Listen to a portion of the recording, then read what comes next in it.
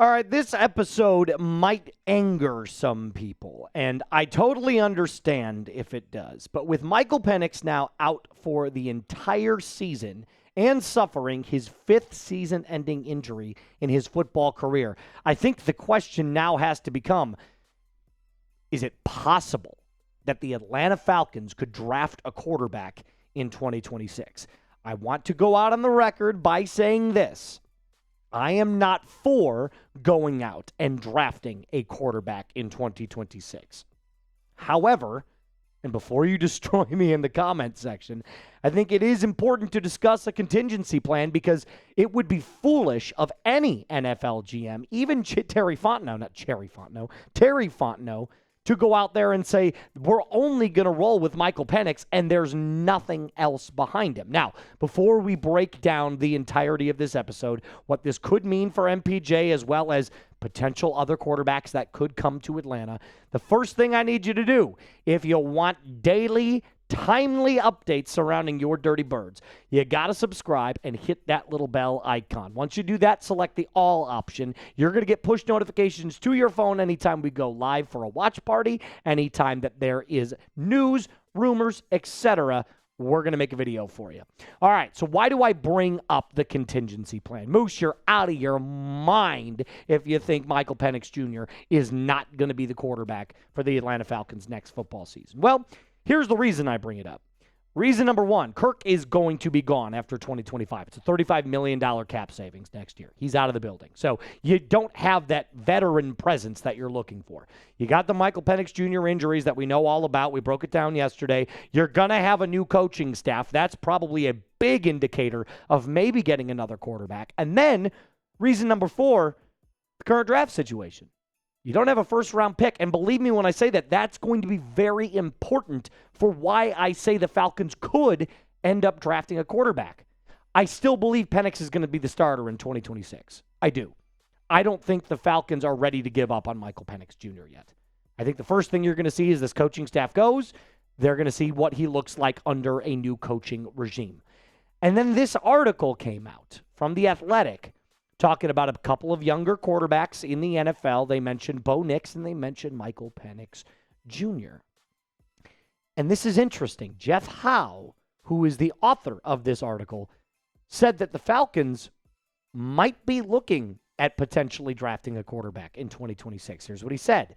It is entirely unfair to reach any sweeping conclusions on Micahel Penix Jr.'s career after just 12 starts, but it would be organizational malpractice to ignore the paths to improvement in the offseason. Penix, who has suffered 2 season-ending knee injuries in college, could lose most, if not all, of his offseason to rehab. That's also very important. That would stunt his development in 2026. Even upon his return, the often injury-labeled label would be tough to shake. Meanwhile, in 2025, the Falcons will turn to 37-year-old Kirk Cousins, who will earn $100 million through 2 seasons in Atlanta, is due to earn $35 million in base in 2026. That's below market rate for a veteran starter, but the Falcons would feel confident in Cousins' ability to deliver a playoff-worthy performance, and he hasn't been healthy or productive enough for 2 years to feel great about that possibility. However, it is one thing to look for upgrades, and it's another one to find one. The veteran market isn't good, and the draft class is uninspiring. Plus, the Falcons traded their first 2-round picks for James Pierce Jr. We go on and on and on. There's a lot to unpack there. I'm sure you're like, Jesus, this just goes completely on in a circle. I could just sum it up for you really quickly. The perfect opportunity for the Atlanta Falcons to draft a quarterback would be this year. Why? There would be no pressure to play a first-round quarterback. First-round quarterbacks are almost often always looked upon as the immediate starter day one, if not through the first 3 to 4 weeks. Well, you don't have a first-round pick this year. James Pierce Jr. was that first-round pick. So, in 2026 in Pittsburgh, it might be the perfect opportunity to take a quarterback in the 2nd or 3rd round and just develop him for the first year. Let him sit, and if Micahel Penix Jr. isn't the guy, you've got your replacement strategy right there. I'm going to break down some names that you need to know, both in the NFL veteran quarterback market as well as some guys you could target in the 2nd and 3rd round. But I'll ask you this question before we start with that. Should the Falcons draft a quarterback in 2026? Yes or no? Like I said, I don't know that I would, considering there's a lot of other needs that this team has outside of the quarterback position. But I also know that teams do crazy stuff all the time. Now, before I continue on with today's episode, I have to tell you about my friends over at Factor. Look, the weather has completely changed. It is now fall. Pardon me. But that's where our friends over at Factor come in. I personally love Factor meals. As someone that gets tough time to find themselves time to cook, Factor comes in clutch. You get more variety and more meals. You could choose from a wider selection of weekly meal options, including premium seafood choices like salmon and shrimp at no extra cost. You can also support your wellness goals. Even more GLP-1 friendly meals and new Mediterranean diet options packed with protein and good-for-you fats. For more choices to better nutrition, 97% of customers and more say that Factor helped them live a healthier lifestyle. Feel the difference no matter what your routine is. Eat smart at factormeals.com/FalconsChat50 off and use code FalconsChat50 off to get 50% off your first box plus free breakfast for 1 year. That's code FalconsChat50 off at factormeals.com for 50% off your first box plus free breakfast for 1 year. Get delicious, ready-to-eat meals delivered with Factor. Offer only valid for new Factor customers with code and qualifying auto-renewing subscription purchase. So Jeff Howe said it best himself. The 2026 NFL free agent quarterback class is lackluster. In fact, I went through almost every single one. I'm going to give you the 5 best ones. Not even like great options. These are the 5 best that I could find. They are as follows.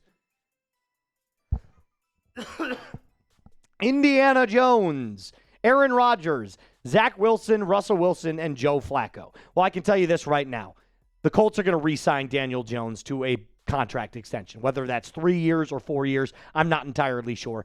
He's pretty much going to be guaranteed to stay in Indianapolis. The other 4, old man Rodgers, crazy talented Zach Wilson that lacks any sort of structure, Russell Wilson, and Joe Flacco. I mean, take your pick. Like, the only 2 quarterbacks worth the damn in this list outside of Daniel Jones are Rodgers and Flacco, and they're literally ancient. And those are the best options. Like, it's not good. I do not want to sign a quarterback at all in this free agency class. So let's move on over to the draft really quick. What do the current 2026 draft picks look like? Round 2, round 3, round 4, round 6, and round 7. Well, I can tell you this right out of the gate. I don't want to draft a single player in the 4th, 6th, or 7th round because those players, traditionally speaking, don't usually make franchise quarterbacks. So if you're going to draft a quarterback, you don't want to draft someone that just will be a career serviceable backup. You would want to draft someone that in the event that you needed to play them, they could end up being the franchise guy. So you're going to find those quarterbacks in round 2 or round 3. So let's focus primarily on round 2 and round 3, pick number 42 and pick number 73 at this point. So we're going to start with the 2nd and 3rd round quarterbacks. I'm not even going to mention the guys that are going to be taken in the 1st round. So get Fernando Mendoza out of your mind. Get Dante Moore out of your mind. Let's just go with the guys that I believe are going to be picked in the 2nd and 3rd round. We'll start with number 1, LaNorris Sellers, South Carolina quarterback. And this is a guy that has all of the physical traits that you want from an NFL quarterback. That is definitely a project rather than a prospect. He's got incredible arm talent with crazy velocity. I mean, I'm not going to lie to you. It kind of looks like Michael Vick. Like, he just flicks that ball, and it comes out like a rocket. Now, he's a righty, not a lefty, so it doesn't look exactly the same. But he's got that awesome dual threat ability as well. He's got great acceleration. He's got unbelievable running skills. Now, the one area that he does need to get better at is his layup package, meaning the easy stuff. The out routes into the flat, the checkdowns. He looks for the big play far too frequently, which is, again, something that you can coach out of a player, but you need the right coach to do so. And this year, his team around him, not good. He's only got 9 touchdowns. He's got 6 picks. So he's a little bit turnover prone this year. But I think there is something to be said about all of the traits that you look for in a player like LaNorris Sellers. He's big, he's strong, he's fast, and he's just crazy talented. The perfect year-long project. You wouldn't even consider starting him in the first year as long as Micahel Penix Jr. is healthy. Let Penix develop. Let Penix go through year 3. And if it stinks or you see another injury, you have somebody that you can develop those skills and could end up being a franchise quarterback. So Sellers would be at the top of my list in terms of a project quarterback. Number 2, from USC, Jayden Maiava. And Maiava, better passer, better pure traditional thrower of the football than LaNorris Sellers. But there's a couple of things from a fundamental standpoint that I'm not so sold on Jayden Maiava yet. But again, size there, 6'4", 230 pounds. He's got lightning quick release with great quick game execution. One of the best things about him is his ability to run a no-huddle offense. Lincoln Riley loves to keep defensive fronts and defensive units on their heels, and Maiava has done an excellent job of the quick game execution. However, while he does possess really good pocket presence and pocket awareness, when the pocket collapses, he gets sloppy. And that's the part of the game where the fundamentals come into play. His footwork at points just looks so panicky, kind of like Micahel Penix Jr. when he faces the blitz. So that's another thing that needs to be coached out of him. He's got to learn that I can stand firm in the pocket with the blitz and rely on my quick release to get rid of the ball fast. Out of all the quarterbacks that I'm going to list today, he's got the best numbers. 66% completion percentage, almost 67, 6'7", 6'7". And 2,800 yards passing, 18 touchdowns, 6 picks. This is a player that I believe is probably the most NFL ready, and he saw major improvement from 2024 to 2025. In 2024, it kind of looked like Sellers, a little bit of a project. Now in 2025, you can see the smoothing out of his game. Is it quite a finished product yet? No, of course not. And I think those lack of the fundamentals when the play breaks down have led to his grade being like round 2 or round 3. But Maiava, when it comes to his pocket awareness, when it comes to his lightning quick release, it's about as good as it can get in this draft class. Final quarterback, Cade Klubnick from Clemson. And Klubnick, look, there's a lot of people that loved Klubnick. I liked him. I didn't say I loved him when he, at the beginning of this 2025 season, and things have just kind of fallen downhill. However, there's still a lot that you could love about this player, this prospect. His deep ball might be the best in class.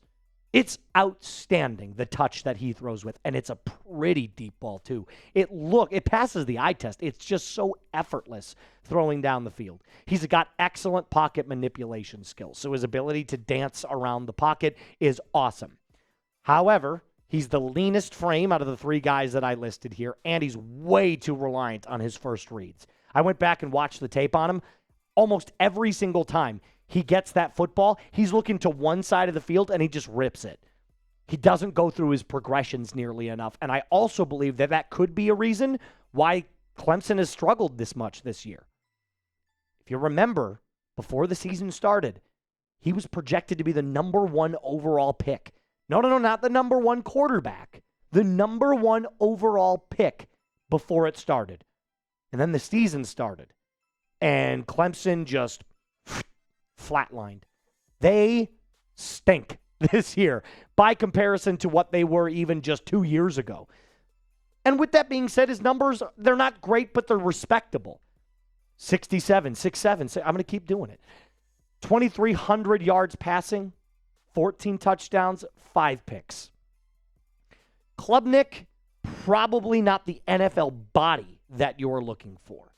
But what you do get out of Klubnick is somebody that's a natural passer of the football. He's got great pocket awareness.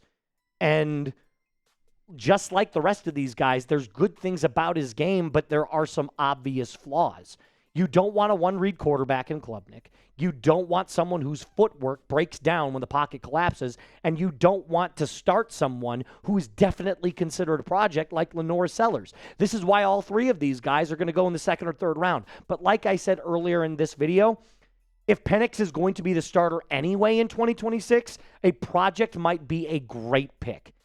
So, again, I don't know the right answer yet. I'm not in Terry Fontenot's head. But what I do know is there's a lot of people, including Jeff Howe and other Falcons fans that I have seen in the comments section, have all said there's a legitimate narrative out there right now that the Falcons might be willing to move on from Micahel Penix Jr. Who knows? But I know right now things look bleak. So, of course, we're going to bring up some major rumors about this because right now the news is that all of your playmakers are out. Penix is out. London is out. And you've got a game coming up against the New Orleans Saints that let's hope we can find a way to win. That's going to do it for us on today's episode. I'll be back a little bit later with more news and rumors surrounding your favorite team. Rise up and be cool.